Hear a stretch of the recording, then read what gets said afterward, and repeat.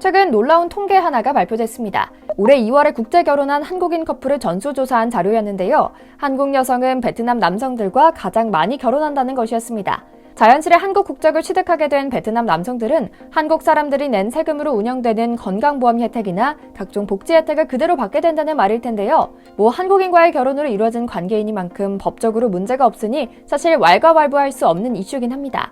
베트남 언론에서도 이를 대서특필하며 신이 난 모양새입니다. 한국 여자들이 결혼 1순위로 꼽는 남자가 베트남 사람들이었다라며 베트남의 매력이 선진국으로 퍼져나가고 있다는 취지의 보도가 이어진 것이죠. 그런데 이 결혼 통계에서 심각한 문제 하나가 발견됐다는 후속 보도가 나오며 상황이 반전됐는데요. 오늘은 베트남과 관련한 국제결혼 통계의 실상과 함께 한국 내 불법 체류에 관한 이야기 이모저모를 전해드리려고 합니다. 잠시 저희 광화문 브리핑 구독 설정도 부탁드리고요. 앞서 말씀드린 대로 베트남 출신 남성이 한국 여성과 결혼하는 사례가 폭증하고 있습니다.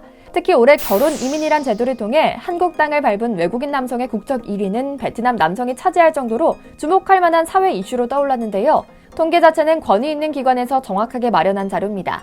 법무부 출입국 외국인 정책본부에 따르면 올해 국내에 입국한 결혼 이민자의 절반 정도가 베트남 국적이며 그중 남성은 다른 국가와 비교하면 압도적인 비율로 베트남이 차지했다고 하는데요. 같은 기간 미국과 중국은 베트남의 절반가량, 일본은 3분의 1가량을 차지하고 있죠. 물론 요즘 시대의 베트남 남성과 한국인 여성 간 결혼이 잘못된 것은 아닙니다. 그러나 이 결혼 통계를 곧이곧대로 받아들여서는 안 된다는 분석이 많이 나오고 있습니다. 이 베트남 남성들과 결혼한다는 한국인 여성들의 면면을 조금 더 자세히 살펴보니 이들이 한국 태생의 한국인이 아니었다는 겁니다.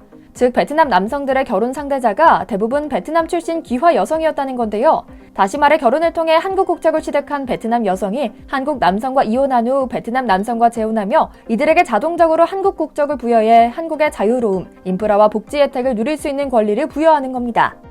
이 같은 상황은 통계에서도 드러납니다. 통계청 인구동향조사에 따르면 지난해 한국인 남편과 베트남 여성의 혼인신고는 3,319건 이루어졌는데요.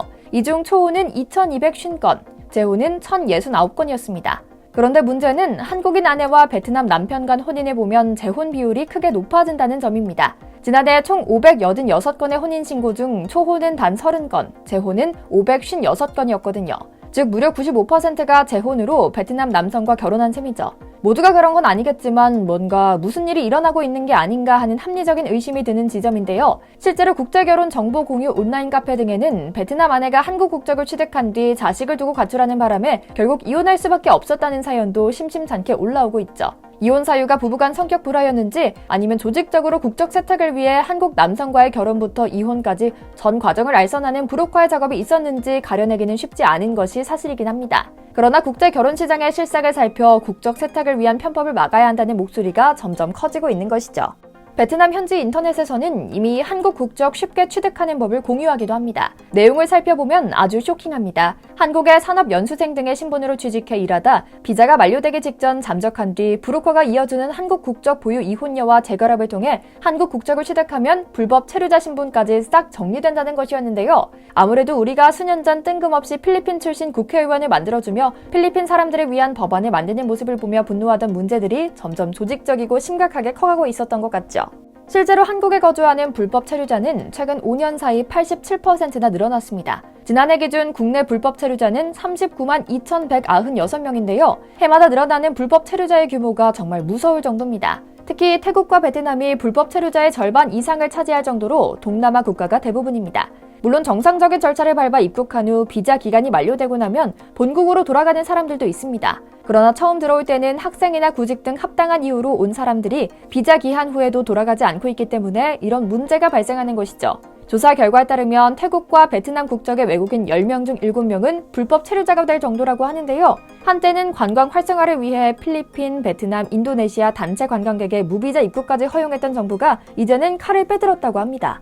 장기 비자뿐만 아니라 90일 이내 단기 체류 자격으로 입국한 후 잠적해버린 불법 체류 숫자가 심각한 수준이기 때문이죠. 특히 팬데믹 시절 도시 전면 봉쇄가 빈번했던 베트남 국적의 불법 체류자들은 비자 만료로 한국에서 더 이상 일자리를 찾을 수 없는 상황에서도 끝까지 버티는 중이라고 하는데요. 그들은 당시 우리 방역당국이 불법 체류자에게도 무료 백신을 접종해주겠다고 했는데 들은 제도 하지 않았습니다. 정상적인 루트로는 일할 수 없기에 당연히 범죄에 가담하는 사람도 늘어났고요. 다행히 정부는 이제 모든 국적의 불법 체류자를 대상으로 적발 및 추방을 시작한 것과 동시에 일부 국가를 대상으로 한국 비자 발급 요건을 강화하고 나섰다고 합니다. 그런데 베트남 언론과 국민들은 이게 그렇게나 싫었나 봅니다. 현지 매체 하이관은 베트남을 대상으로 한 한국 비자 발급이 믿을 수 없을 정도로 까다로워졌다라며 비판을 가한 건데요. 세부 내용은 이렇습니다. 우선 베트남인 노동자 및 유학생들은 베트남과 한국에 본점을 둔 은행에 1만 달러 상당을 예치하고 예금 잔액 증명 서류를 제출해야 비자 심사에 들어갈 수 있습니다. 일단 통장에 넣어둔 금액은 500만 원씩 6개월 단위로 분할 인출이 가능하다고 하는데요. 특히 베트남 내 불법 체류자 비율이 높은 지역 10곳을 대상으로 비자를 제한시키는 등 강경한 조치가 포함돼 있었죠. 베트남 국민들은 이 소식을 듣고 깜짝 놀랐습니다. 한국 비자가 무슨 벼슬이냐며 비웃은 것은 물론이고 그 돈이 있다면 한국에 돈 벌러 왜 가겠느냐와 같은 조소를 날렸다고 하는데요. 이것 또한 현실을 제대로 파악하지 못한 채 베트남 입장에서만 하는 이야기였죠. 우리가 볼 때는 1만 달러, 그러니까 겨우 1,000만 원 정도는 정말 작은 돈이라고 생각하는데 베트남 사람들은 기겁을 했나 봅니다. 강화된 한국 비자법에 분통을 터뜨리던 베트남인들은 정상적인 한국 입국이 불가능해지자 각종 꼼수를 동원하기 시작합니다. 그리고 그렇게 성장한 시장이 바로 불법 이민 브로커입니다. 앞서 말씀드린 문제를 야기한 바로 그 암시장인데요. 브로커를 통해 위장 결혼이나 난민 신청, 위장 관광객 등 사기를 통해 한국으로 들어오는 방법은 물론 오래전부터 있었던 일이긴 합니다. 그러나 한국을 꼭 짚어 국적 세탁소로 삼고 있는 것은 매우 경계할 만한 문제이긴 합니다. 위장 결혼을 통해 한국에 온 일부 베트남 여성들의 문제는 가정 파탄까지 이어지기 때문에 더욱 심각하다 볼 수 있거든요. 소중한 우리의 자원이 불필요하게 낭비되고 있는 것이고요. 이들의 작업은 최소 2년에서 5년을 보고 설계된다고 합니다. 이들은 처음에는 정상적인 결혼 생활을 합니다. 그러나 원래 목적이 결혼이 아닌 한국 국적인 만큼 기화 요건이 충족되는 2년 후에는 태도를 바꿔 이혼을 유도하는 경우가 많다고 하는데요. 집안 곳곳에 카메라를 설치해두고 한국 남성을 자극해 이혼 사유를 만들어낸 뒤 이를 증거로 이혼을 요구한다고 합니다. 귀화 요건을 충족했기 때문에 이혼 소송 후에는 한국에 체류할 수 있게 되는 것이고요.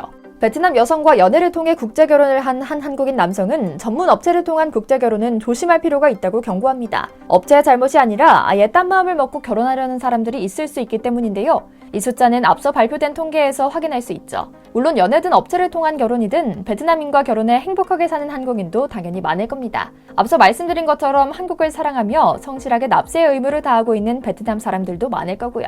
다만 입국자 10명 중 7명이 불법 체류자로 남아있다는 통계 자료는 무시할 수 없기에 대한민국 비자 발급 요건의 강화가 무엇보다 반갑게 느껴집니다. 더불어 불법 체류의 이면에는 이들의 체류 신분을 알고도 악용하는 악덕 고용주들이 있습니다. 이들에 대한 처벌 수위 또한 강화되어야 할 텐데요. 악덕 고용주와 불법 체류자 모두를 효과적으로 관리하지 못하면 일본과 같은 범죄자 집단이 탄생하거나 위장결혼과 같은 음성적인 수단이 늘어날 것이기 때문이죠. 불법 체류가 하루 이틀에 그치는 일이 아닌 만큼 우리 또한 많은 관심을 기울여야 할 것 같습니다. 참 안타까운 일입니다. 우리가 사랑하는 우리나라가 베트남에게 이용당할 정도로 유약해졌다는 게 말입니다. 포용과 화합도 좋지만 우리가 우리 청년과 우리 자산을 잘 지키는 일을 먼저 해야 하는 게 아닐까 하는 생각을 하며 오늘 영상 마치겠습니다. 잠시 저희 광화문 브리핑 구독 설정도 부탁드리고요. 시청해주셔서 감사합니다.